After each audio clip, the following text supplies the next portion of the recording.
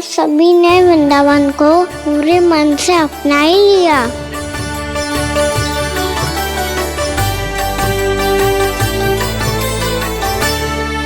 पर मेरे सारे सखाओं को क्या होगा? समय पे आते ही ना आजकल।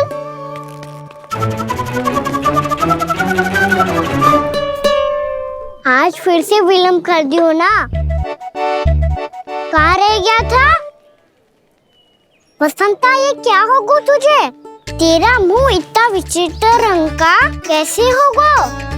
बताओ ना।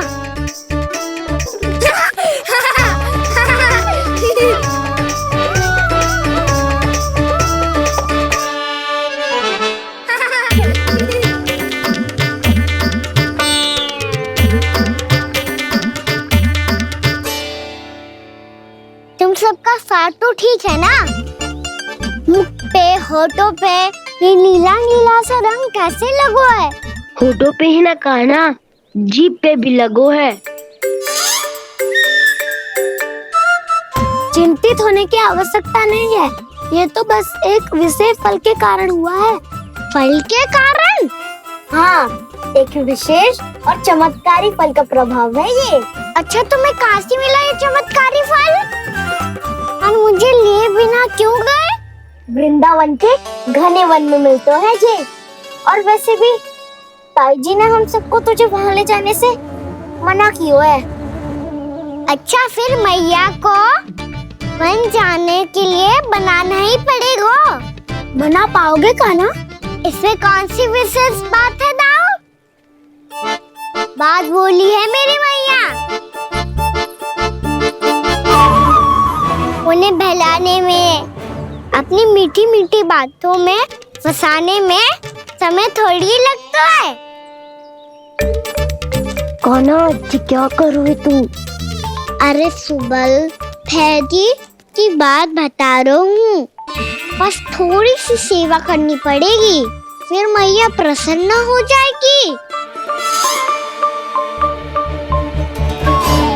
और सेवा से भी ना मानी तो मैं करूँगा उनकी प्रसन्नता। थोड़ी सी चकलूसी बस प्रसन्नता से फूल जाएगी मैया। और यदि इसे भी सिद्ध ना हुआ, फिर मैं हो जाऊंगा भावुक और रो के दिखा दूंगा। फिर झट से मान जाएगी मैया। और फिर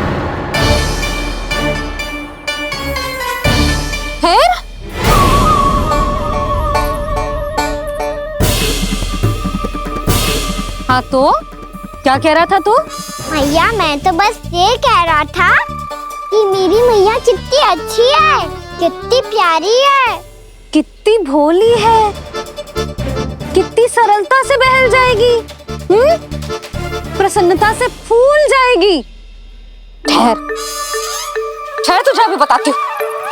यशोमती मैया के नंद लाला, नंद लाला।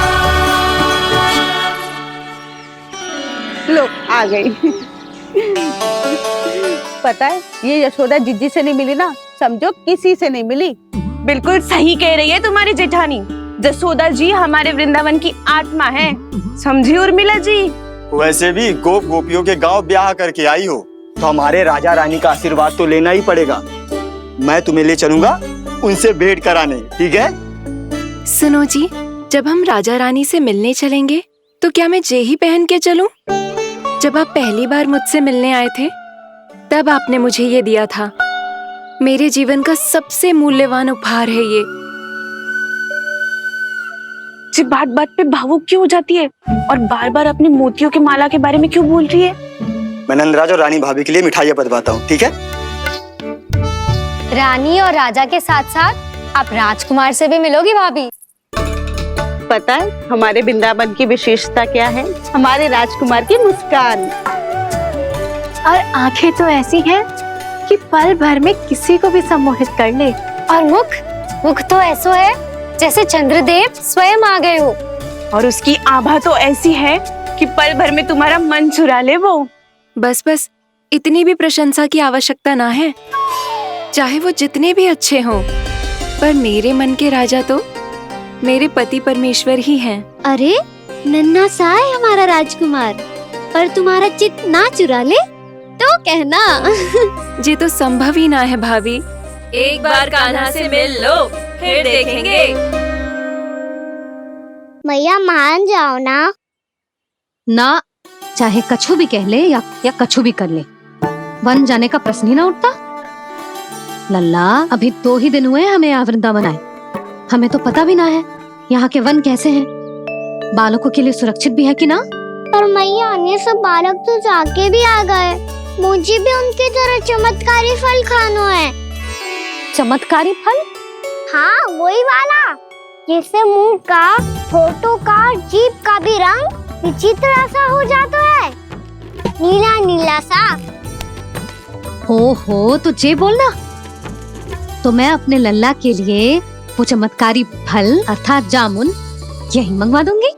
पर मैया असली आनंद तो स्वयं वन जाके तोड़ के खाने में है। ये बात तो तू बिल्कुल सही कह रहा है कान्हा। मित्रों के साथ वन में जाकर वृक्ष से जामुन तोड़कर खाने में बहुत आनंद आता है। उतना आनंद घर में बैठकर जामुन खाने में ना आतो। तू चिंता मती कर, दोनों बाबा लल्ला आज वन जाएंगे और बहुत सारे जामुन तोड़कर खाएंगे। ये हुई ना बात। चलो। अच्छा जी, मेरा विचार जाने बिना ही दोनों आनंद लेने के लिए तैयार भी हो गए। ना यशोदा, मैं तो ये देखने जा रहा हूँ कि ये वन बालकों के लिए सुरक्षित है कि ना। ठहरो,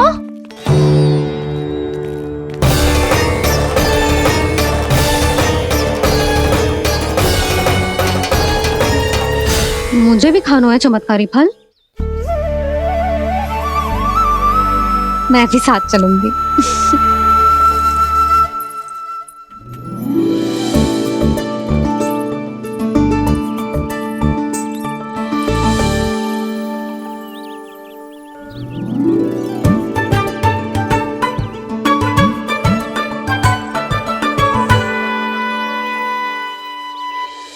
मैया यही है वो चमत्कारी फल। ये तो बहुत स्वादिष्ट लग रहा है, पर मैं खाऊं कैसे? ये तो बहुत ऊंचाई पे है। कान्हा, अब तू अपनी मैया का चमत्कार देख लल्ला। तुझे जे फल खानो है ना, तो अब जे फल स्वयं चल के तेरे पास आएगो। देख तू।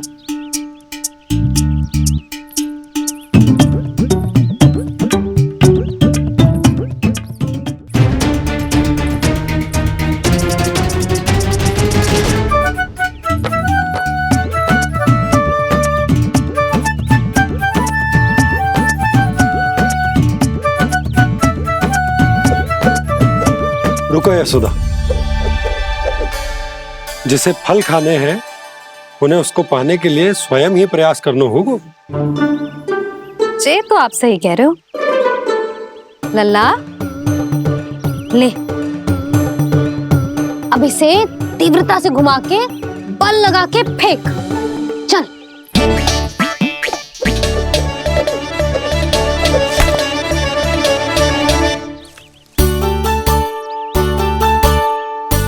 कोई भी कार्य को पूरी तैयारी से करना चाहिए, तभी तो कार्य में सफलता प्राप्त होगी।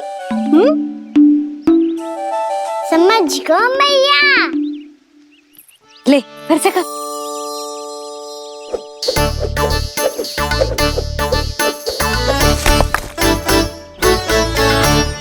इस बार तो तैयारी भी पूरी की थी, फिर भी ये वहां तक ना गए हो।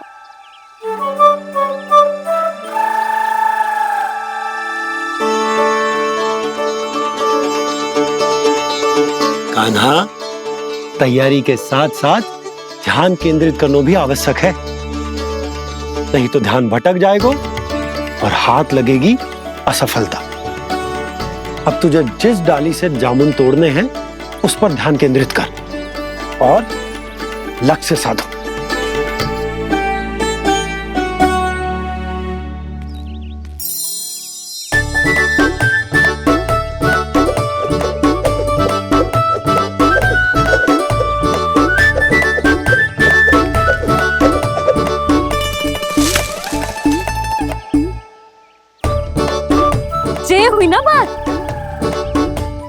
अब रस्सी पकड़ के जामुन अपनी ओर खींच ले। जा।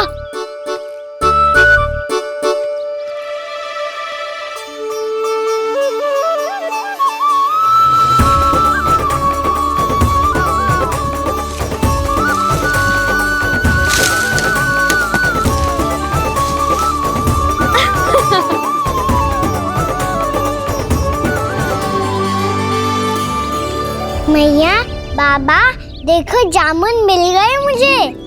लो, पहले आप दोनों खाओ। ना लल्ला, पहले तू खा ले।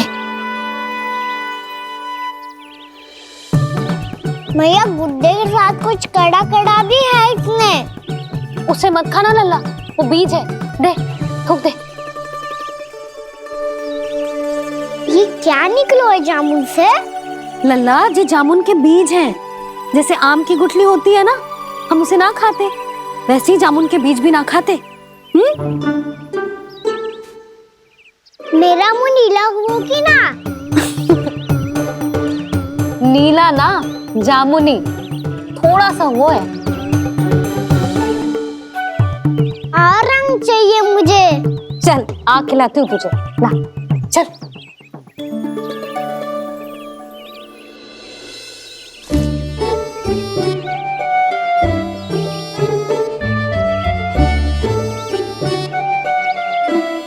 कितने अच्छे होते ना बाबा, ये बीज फिर से जामुन बन जाते। जे तो होगो। सच्ची? जब तू इन बीज को बोएगो ना लल्ला, तो इनसे पौधे आएंगे।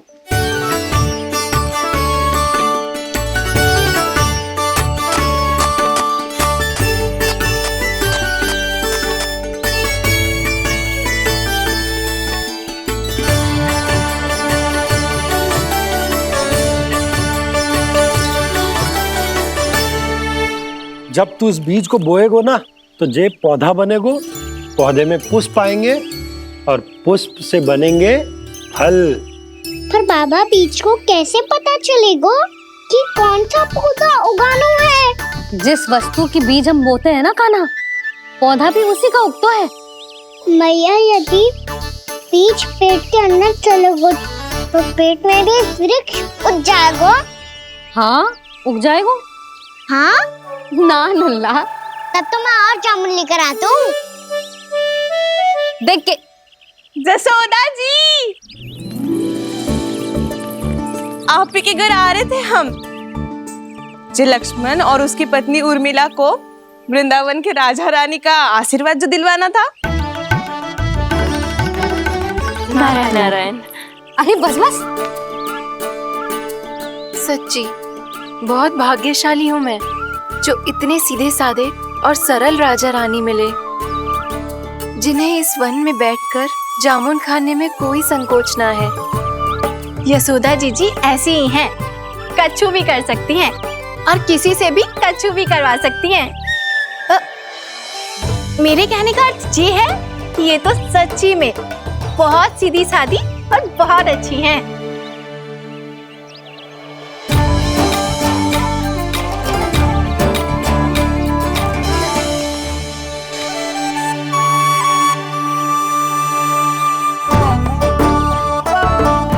नंदराज जी, ये छोटा सा उपहार। उर्मिला। अरे, विवाह की बहुत बहुत बधाई। भगवान श्री नारायण का अथाह आशीर्वाद बना रहे। कितनी सुंदर जोड़ी है, दृष्टि ना लगे।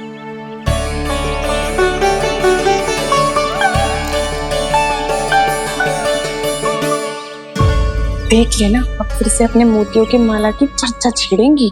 नाना भाभी, मोती तो पहले आंखों से तैरेंगे इनके, क्योंकि बात बात पर भावुक जो हो जाती है ये। उर्मिला, तुम्हें कछु कष्ट हो कभी भी या कछु चाहिए तो सीधा मेरे पास आना। मुझे अपनी बड़ी जिज्जी ही समझो।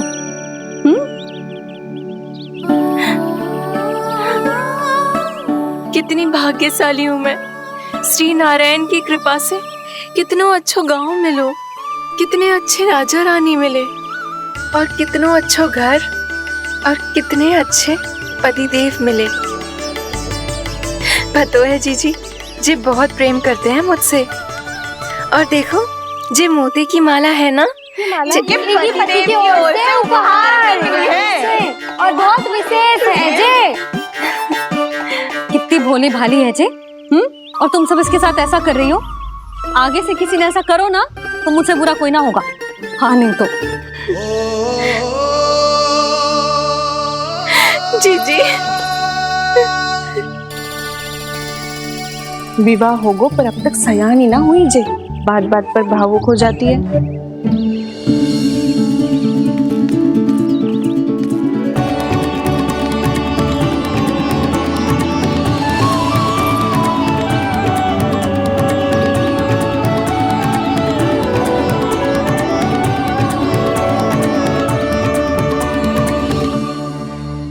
कान्हा जी देख, उर्मिला काकी है। नारायण नारायण कर। नारायण नारायण। आपका बहुत बहुत स्वागत है नई काकी। नंदराज जी, मैं चलूं, विलम्ब हो रहा है। उर्मिला, तुम भाभियों के साथ आ जाना। ठीक है?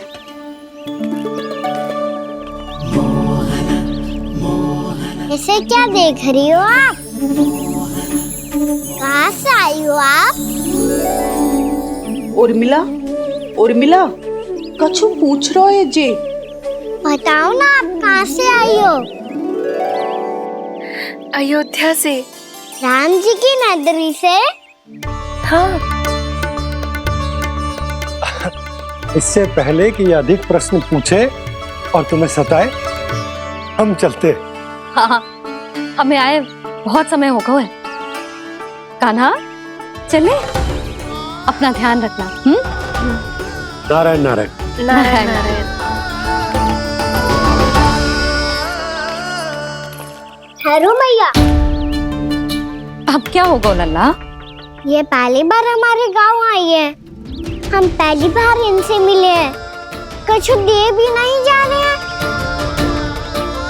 किंतु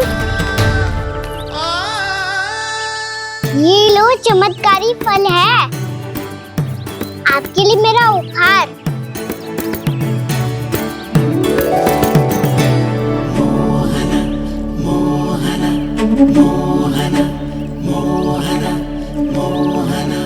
और हाँ, इनकी गुठलियां मत खाना। पर आप चाहो तो इन्हें बोल सकती हो। फिर ऐसे ही चमत्कारी फल के और बहुत सारे पौधे उग जाएंगे।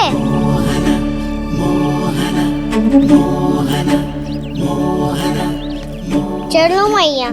चल। बहुत नटखट है जी। भूल स्वयं करेगो, पर दोस्त आप पे लगा देगो। और कितना भी प्रयास क्यों ना कर लो, पकड़ में आने वालों में से ना है जी। और माखन चोर भी है जी। माखन चोर?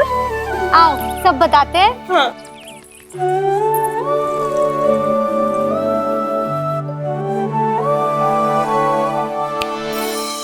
क्या सोच रहा है लल्ला? अपने गांव की नई अतिथि के बारे में सोच रहा था मैया।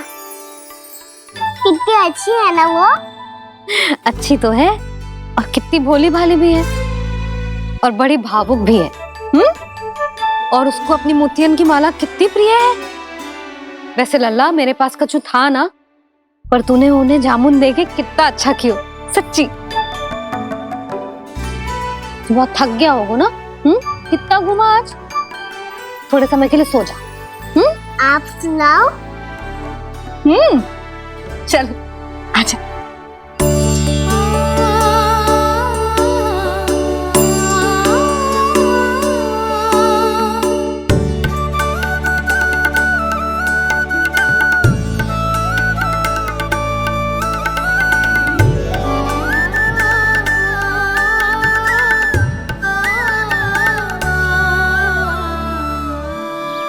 यही बात कह रही थी मैं।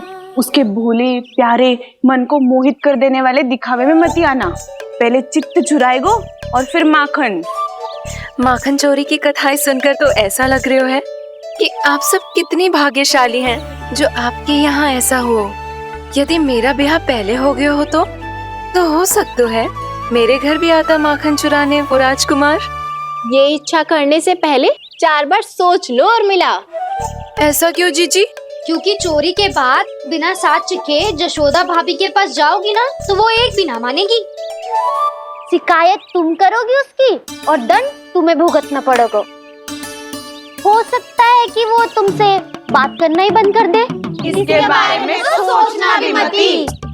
आप सबसे तो छुपा लूंगी, स्वयं से कैसे छुपाऊं? मेरा मन तो कर रहा है कि मैं भी वो ही अनुभव करूं जो आप सब ने करो है।